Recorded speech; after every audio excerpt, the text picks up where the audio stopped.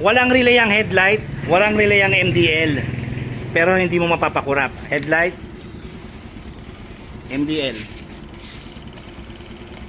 Pero kumukurap ba? Gumagalaw lang yung bracket. Dumating si sir kanina, ayaw tumulog ng busina. Wala, mahina ang ilaw. Battery, ito pa rin ha. Wala akong pinalitan, siya pa din. Busina. Yan. Ulit, wala pong relay ang MDL niya, wala pong relay ang headlight niya sarili. Patayin natin yung makina. Buksan natin yung headlight. High beam, low beam, busina.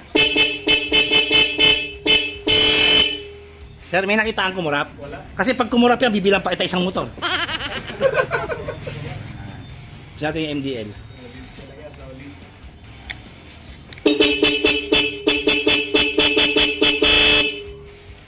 Headlight po no, LED yan, nakabukas na yung MDL ha. Headlight niya, walang kurap. Patay ang makina. Patay ang makina. Power up flex method lang po ang ginamit dyan. One relay setup. Galing pang Las Piñas, sir. Shoutout. Salamat sa tiwala ulit. Kayong mga mahilig magpakurap ng motor, magsi-retire na kayo.